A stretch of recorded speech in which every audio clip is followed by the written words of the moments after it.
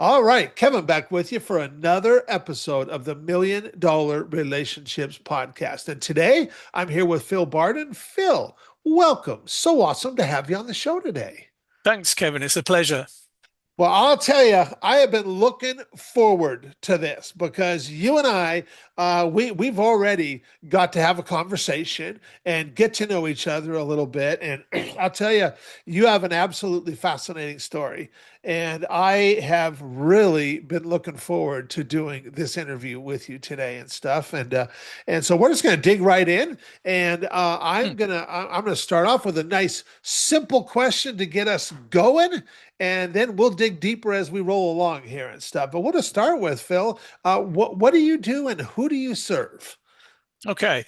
So I am managing director of a decision science consultancy called Decode Marketing, and I serve brand owning clients, Okay. mostly B2C brands, but also some B2B brands as well.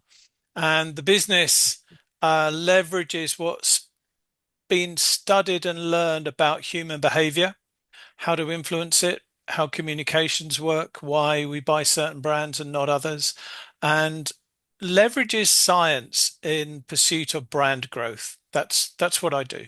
Okay. How did I think when I was a kid, when I was a kid, I wanted to grow up and be a fireman. And I never did become a fireman. And I would have never in a million years imagined that what I'd be actually doing now, you know. Hmm. And I would imagine that's similar for you. So let's go back a little bit. How did we get here? How did you even get into doing this kind of work, Phil? That's a great question. So when I was at school, I had a very good friend. We're still friends many years later. We used to create stuff at school. So we used to Okay. write sketches. We used to produce a magazine. We liked the creative process. Now, my friend went into the advertising business after Okay. school. He became a copywriter, and that has been his career.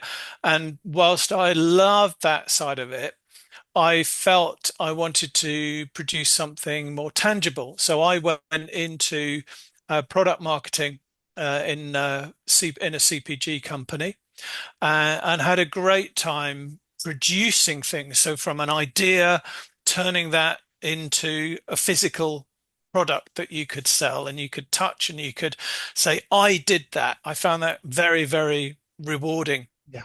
And Yeah. I did that for many years. 25 years I Oh, spent wow.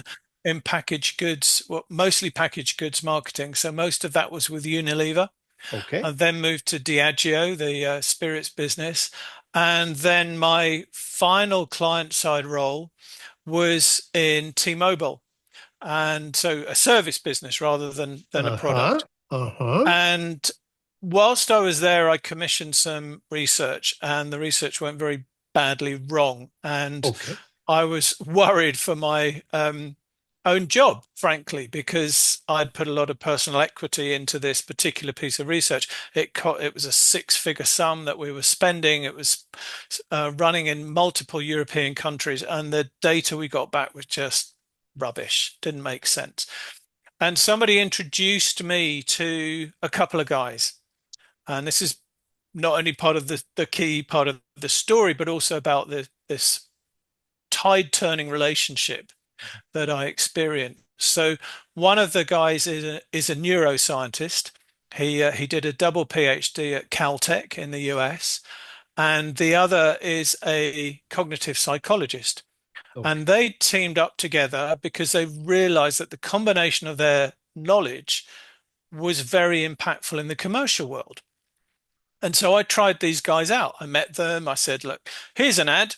Um, it's written to explain a proposition for T-Mobile, Okay. um, but it hasn't worked. Why is that? And they looked at the ad, and within 2 minutes, they gave me a reason, which seemed very plausible.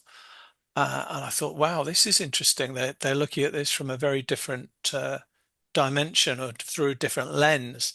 And let me explain the ad Yeah. you can see the sort of insights they had. The proposition was for a flexible tariff. Now, at the time, in the mobile business, you bought a bundle of minutes and a bundle of SMS text messages. Uh-huh. And once you had depleted your bundle, you then went on to what was called a run-on rate, which was very expensive. You paid a premium price. And customers were getting very frustrated that they maybe had used all their minutes up, but still had a bunch of texts left that they hadn't used, or vice versa. So Okay. that we were getting feedback like, I've got this money sat on the table, but you're charging me a premium because I've exhausted the other bundle. So the idea of this proposition, it was called flexed. And the idea was that it was flexible, that once you had depleted one bundle, you could then start to use the value from the other bundle. So Uh-huh. it's revolutionary in the market. And the creative idea that our agency came up with was to use objects and things that we know to be inflexible, but show that with this proposition they became flexible. So Okay. this particular ad, it was a print ad and an outdoor poster ad, had a guy leaning on a brick wall, and the brick wall was flexing under his weight. So you could see that this thing was flexible. Okay. And Okay. he was gazing out over the wall into a park where there were a bunch of people playing ball and picnics. And there was some copy there talking about the proposition. And I said to them, look, this is people get right that the wall is inflexible, but with this thing, with this proposition, it's with this tariff, it is flexible. So why is this ad not working? And they said, because you've shown this guy, the guy who's got bought the tariff, to be a loner, to be a sad individual, because he's separated physically by this wall from the group of people who look like they're having a great time together. He's on Wow. his own. He's a Wow. solitary figure. Now, years ago, it reminded me actually, years ago, there was a cigarette brand called Strand, and they had an ad of a guy in the street smoking a Strand cigarette on his own. And the copy line read, "You're never alone with a Strand." And they thought this was very clever because, the cigarette's almost your buddy. But it Uh-huh. backfired on them for exactly the same reason. You're never alone with a strand because you haven't got any friends. Yeah. You've got Yeah. no social life. Yeah. And it was exactly the same thing that had happened with our ad. And nobody in the creative agency, nobody in my team, client side, had spotted that. Yeah. But these guys just immediately, within a couple of minutes, said, there's your problem. So that was like, wow, okay, this is interesting. I want to hear more. And I Yeah. tried them out on different ads. And the more they explained things to me, the more these sort of veils lifted from my eyes. And I Yeah. realized these guys know things that the commercial world don't, and that we in the commercial world don't. And I said to them, how do you know all this stuff? And they looked at me really bemused and said, but how come you don't know this stuff? Yeah. Yeah. Because what we're doing is we're leveraging studies from the last 200 years into human behavior. That academics and scientists have done nothing in those fields of psychology, cognitive, social, evolutionary psychology, neuroscience. All they do is try to understand people's behavior, how we process information, how attention works, how memory works, what role emotions play. And they had this vast, vast repository of knowledge that was just there ready to leverage in the commercial world. So that's a long-winded way to answer your question, how I got to where I got to, because I then commissioned them to work on the relaunch of T-Mobile throughout Okay. Europe. And the relaunch was so successful commercially, we together with them created an ad that grew sales by 49%. It grew Wow. share by 6 percentage points. It doubled footfall into T-Mobile stores within 48 hours. And the Wow. business had never, yeah, it's got 41 million YouTube views. And at the time, we didn't have Instagram or TikTok. We only had YouTube and Facebook. It spawned 72 Facebook groups, and everyone in the company was just, wow, Yeah. Yeah. what's going on? What's going on? When I reported the results to these guys, they said to me, So why is everyone surprised? Because we have encoded in that ad motivators of human behavior. So why are you surprised that it works? And I just thought, oh, I need to be part of this because what they had uncovered for me was the essence of marketing. Yeah. Yeah. Marketing is all about behavior change, right? We want, I want you to buy my brand. I want you to buy more of my brand. I want you to recommend my brand or to share stuff online. Whatever it is, it's all about human behavior. Yeah. And this Yeah. decision science and behavioral science approach gets right to the heart of that. So I wanted to be part of it. And I ended up quitting my 25-year client side career to Okay. set up the company that they had founded in Germany. They're based in Germany. So I set Okay. the company up in the UK with no clients, but with a utter conviction that this was the right thing to do and that it works Yeah. powerfully and Yeah. commercially. Yeah. And that was over 10 years ago. 10 years ago, and you've been doing this ever since. Wow. Yeah, yeah. Wow. Wow. What a major pivot, Oh, and what a major huge. discovery, Yeah, and that you've yeah, been doing this for 25 years. Then you discover this thing. It's like, wow. yeah. You know? Yeah, So, it was a shock, frankly, yeah. because I'd grown up, particularly in Unilever. Like Unilever and Procter and Gamble are like the two big marketing universities, Yeah. and I'd grown up with a lot of received wisdom and um, mental models and ways of thinking about how marketing worked, how advertising worked, etc., etc. And when these guys came along and presented me with their worldview, some of it modified what I knew. Some of it completely challenged what I knew fundamentally. And I had to kind of unlearn, scrap it, and Yeah. then rebuild, start again. Yeah. Yeah. It was that fundamental. Yeah. Wow. So now, so you're 35 years into this journey, and 10 years in since this major discovery that you made.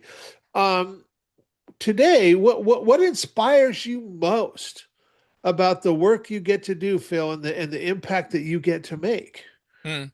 Well, I think two things. One is that the fields of study that populate decision science, so from neuroscience through the various flavors of psychology and more recently behavioral economics, everyone's still learning. There are new studies published on a daily basis. So it's it's alive, it's vibrant, it's really interesting to try to keep up with all of these developments and better understanding. I don't think we'll necessarily ever have a perfect understanding of the brain. I mean, for example, people spent their entire careers trying to understand the brain and just scratching the surface still. But learning, that's one of the key things. The other thing that excites me is how we can harness AI um, for what we're doing. So Yeah. Yeah. we set up a sister company to do exactly this. So I mentioned one of our founders did a double PhD at Caltech. One was in neuroscience and the other was in AI. And he co-authored a book over 20 years ago called Understanding Intelligence. And Okay. he was teaching robots to learn way back then. So with all the new computing power, he's been all over it. So we've built this sister company that has a tool that enables prediction of creative effectiveness. And we've got some of the world's biggest businesses like Unilever, Kenvue, PepsiCo, Henkel are already using this on a global basis to predict the effectiveness of their creative assets.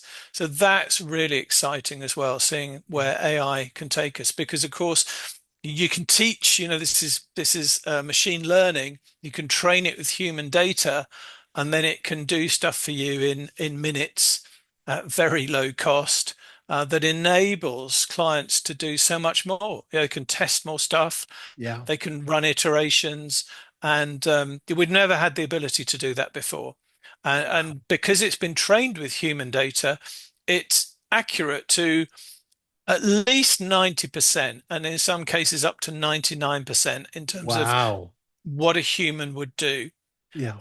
So that's amazing, absolutely Yeah. amazing. Yeah. Yeah. Wow, wow, wow. So what is an example? What's a couple examples of results that you've helped clients get that you're just incredibly proud of, Phil? Mhm. Yeah, let me give you a couple. I mean, one is a big one, and I'm afraid I can't name the client because Okay. we have a very strict NDA with them.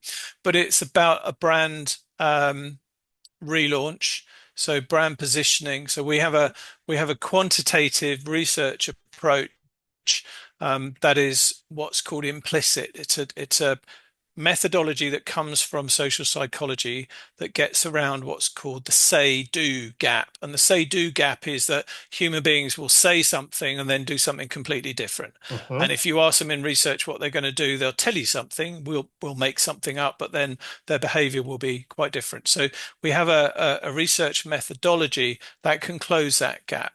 So Okay. you get the real, true, intuitive gut response, if you like, from the so-called system one in the brain, the automatic set of mental processes that dominate our decision making.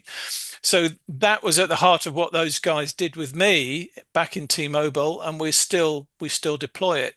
So this was a similar job for another CPG client Okay. of really understanding what the motivators are in their category at a social, emotional, psychological level, as well as at a functional and feature level. So that gives you why do people buy the category? That's the Uh-huh. context and the frame of reference. We then analyzed and profiled the client brand versus its competitors, and we're able to um, also using this technique measure consumers' unmet needs and what they are willing to pay more for. So a lot of brands are on a kick to premiumize. I've kind of got as far as I can in volume. So how do I upsell? How do I get a premium for my Okay. product? So we can find out what people are willing to pay more for. So the combination of that, understanding the brand's position within the category, understanding what people would be willing to pay more for and what their unmet needs were, led to a growth strategy that has performed for the last 6 or so years. So Wow. that's good. And the great thing is that the client's sticking to it as well consistently. Because one of the things I learned about, um, and I'm guilty of this when I was a brand manager, you come onto a brand and you want to make your mark, so you change stuff. Yeah. And often that can be the dumbest thing you can do because human beings learn. Our brains learn by frequency and consistency, um, repetition, really.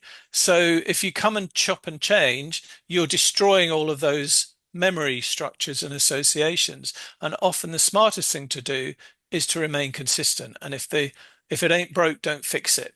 Yeah. So yeah, that this client's been consistent in its application for the last 6 years or so, and it's continuing to work. So that's Understood. one, and that's a big ticket number Yeah. for them in terms of revenue.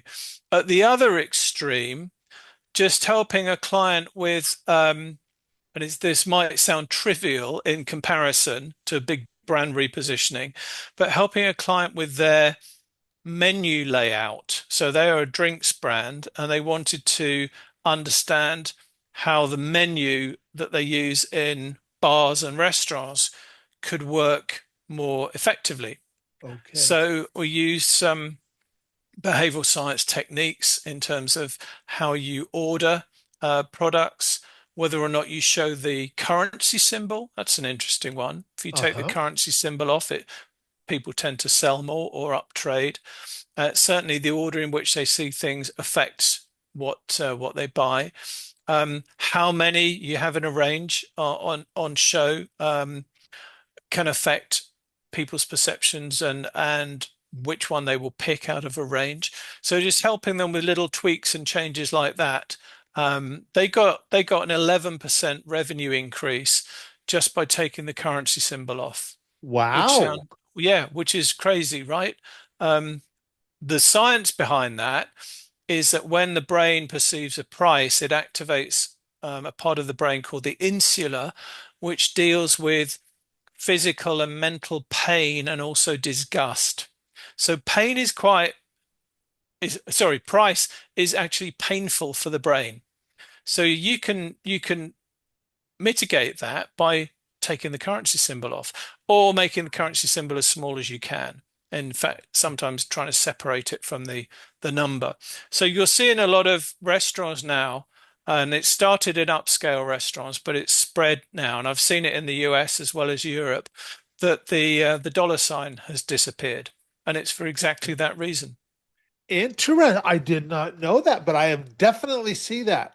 Especially that you see it on menus. There's not dollar signs. It's Mm, just mm. whatever the price is, in Yeah, dollars and cents, but no dollar sign there. yeah, yeah, Yeah. Wow. absolutely. Wow. And Okay. also the order in which things like the drinks appear on a menu. You'll often see a wine list, and it may well be with the most expensive bottle first. Now, no one's ever going to buy that, but Uh-huh. what it does, it serves as an anchor Yeah. against which you judge the other prices Yeah. um, in comparison, because Yeah. our perception is always in comparison with something else. It's never absolute. So whilst we don't buy the first one, it does a job to anchor the price at whatever it is, and then you tend to pick from a little bit further down the list. Not the cheapest either, because Uh-huh. everyone knows that's the cheapest, so you'll go somewhere in the middle. But that's what the restaurant wants you to do. Yeah, yeah, absolutely. I think years ago when my very first business was we did I had a carpet cleaning and water damage restoration business, and when we would do go out and do evaluations for people to, have their carpets in their home cleaned, we would give three different prices with different packages, Mm, with the goal really being getting them in the middle, yeah, and exactly. which was a great place for them to be, and most of the time we ended up that's where they just gravitated to, was the Yeah, middle package. yeah. And And that's a very well-known phenomenon. People tend to choose the middle option. We yeah. had a case with Deutsche Telekom and also British Telecom, where because they were the state incumbent telephony company, they had not just fixed line but also mobile, TV services and internet services as well. So they would sell bundles. Okay. So one of them came to us and said, "Listen, we've got three bundles. Let's call them A, B, and C, and then Uh-huh. we price them in ascending order. But you can see as the price goes up, you get more." And they said, "We're selling a lot of bundles A and B, but not bundle C. And that's the one we really want people to buy. What would you advise?" So we said, very simply, introduce bundle D, which is even more expensive and has even more things in it, but reverse the order. So the first bundle people perceive when they read, and this was a print ad, so reading from left to right, they see bundle D first, Mhm. because that sets the anchor, a bit like the wine bottle example we just spoke about. And then you have C, B, and A in descending price. And they tried it, and lo and behold, they sold lots of bundle C, which was their intention, Yeah. because bundle D now acted almost like a decoy. It's Yeah. like, well, I'm not going to spend that much, but in comparison, bundle C now looks like great value, and Yes. bundles B and A look too cheap. Yeah.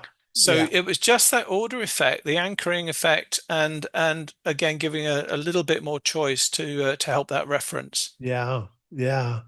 It's interesting now that I think back, because we sold the cleaning and restoration business a long time ago, but we did present them in descending or ascending order. And like Hmm. now I'm thinking like, wonder what would happen if we presented the pricing in descending order, Yeah, It's- yeah. This is an interesting one. I give. So the other part of my story is I wrote a book which was called "Decoded: The Science Behind Why We Buy," which is my attempt to put in layman's terms for marketeers, agencies, and general people in business what I had learned from these two guys.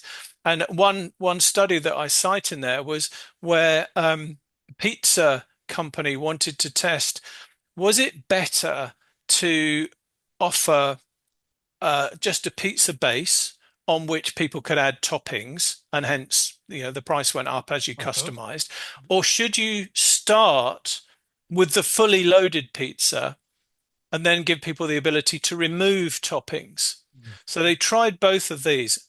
Have a guess which one Well, sold now more. just based on our conversation that we've been having right here, I'm going to say that the ones where they had it loaded and then you took off what you don't want and stuff. Absolutely, that's Yeah. right. And the reason being that as you re take things away, you're It, reducing pain in the brain. yeah.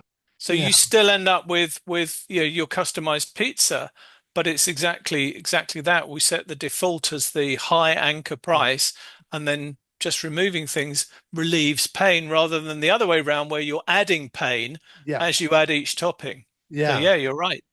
Yeah. Wow. Very interesting. Well, okay, so now that we've got context set here and people have a little bit of an idea about who you are and what you're all about, Phil, I want to switch gears just a little bit. I want to dig deeper into the relationship side of all this. So, and I know you've kind of alluded to this, but have you ever been introduced to a person or persons who completely changed the course of your life or your business, so much so that much of what you have today would not be possible if not for this person or persons? And I'm Mm. just excited to hear your story and your experience around this topic of relationships as we dig deeper. Yeah, well, it has to be what I've already talked Yeah. about. These two Yeah. guys. Yeah. So one's Swiss, the neuroscientist, and the other is German, the cognitive psychologist. Um, they have they are not only probably two of the most intelligent people I've ever met and worked with in my entire life, but they have the unique ability to translate scientific and academic findings into everyday language and to apply them for Okay. business, to answer business questions. And that's a really rare gift because I've worked with lots of other academics and scientists since I've been in this more recent role, and very few of them can do that. They grow up in quite a rarefied atmosphere in academia.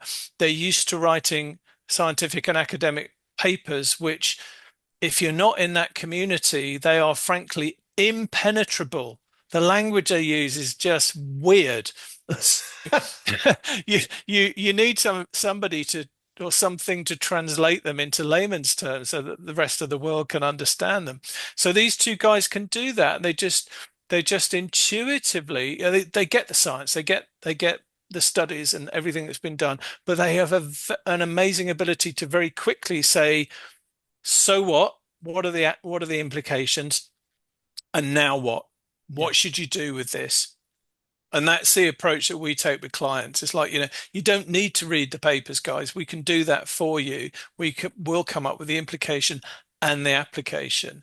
So, and they're also very personable. So that, they don't shy away and hide in labs wearing white coats. They're very personable characters. So I think quite a unique couple of guys. And Yeah. excuse me, no, if I hadn't met them, my life would not be as it is now. And the Yeah. the whole success of the T-Mobile relaunch. They went on with the CMO actually wrote a book documenting the whole brand relaunch because it started with T-Mobile, but then it spread throughout Deutsche Telekom. So they've got a B2B arm, but they had a TV arm, they had a internet and fixed line business as well as mobile. So the whole brand in the end got relaunched in the same way, and the CMO wrote a book about the whole history. Um, and yeah, it was just an amazing experience, a story to tell.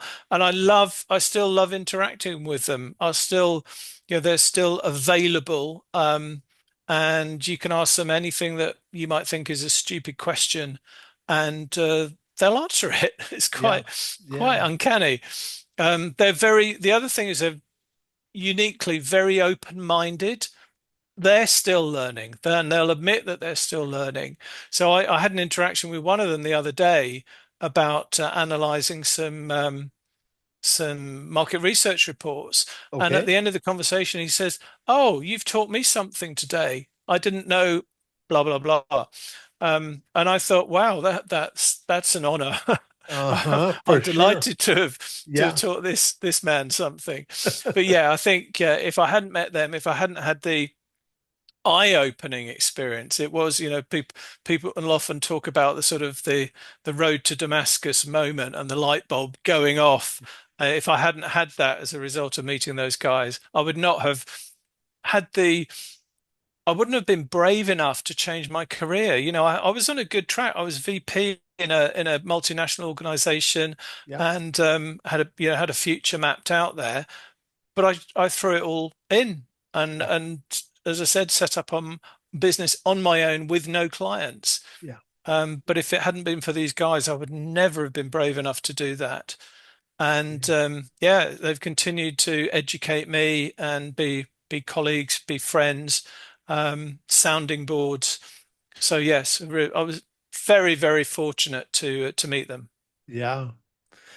Well, and so here you are, 10 years into this since you met these guys, and um, you're at this point right here, right now. What's your vision for this going forward, Phil? I think more of the same, Mhm. actually, because as I said, there are studies being published on a daily basis. So the knowledge frontier continues to expand. Um, AI, we don't know exactly what its capabilities are going to be. It's developing so rapidly. So that's exciting to Yeah. stay to try and stay abreast of. And I won't say I've mastered it yet, but this our brainy guy, the co-founder with the double PhD, does stay on top of it, thankfully. And yeah, he started talking about his friend Claude, by the way. And I thought, who's Claude? You never spoke about Claude before. I asked Claude this, and Claude told me that. And I asked one of my colleagues, who's Claude? He said, oh, don't you know? This is I think I've LLM got the AI. same So, friend and stuff. yeah. Oh, he's my best friend now as well. Yeah. Yeah. Yeah. So yes, it's quite amazing. But yeah, I think more of the same because it's not boring. That's Yeah. one of the things I enjoyed in my client side career, particularly working in Unilever, is that because it's a multinational company, I was able to work across different brands and divisions and countries. So the variety was very motivating. Yeah. And I did wonder at one point before stepping off and starting this new career, would I get bored at any point? Mhm. Was there going to be the sort of variety? And thankfully there has been because it's, as I said, it's constantly evolving. Yeah. Yeah. Well, I'll tell you, I was really looking forward to this interview because from our first conversation, I was totally fascinated, and now I'm even more fascinated. so, and so for anybody that might be listening to this right now, thinking to themselves, "Wow, Kevin, man, I really like Phil. I love who he is. I love how he shows up, and man, maybe he could help us." Or maybe I'm thinking of somebody else I know that, man, I want to connect him with a friend of mine because I think maybe he might be able to help them and stuff. Mm. Any websites, any resources we can share with folks, Phil? Yeah, sure. I mean, I'm happy for people to connect directly with me. I'm on Oh, LinkedIn. Can okay. find me easily there. I'm happy for people to email me direct if they'd like to. So my email address is phil@decodemarketing.com. Okay. Decode marketing is all one word.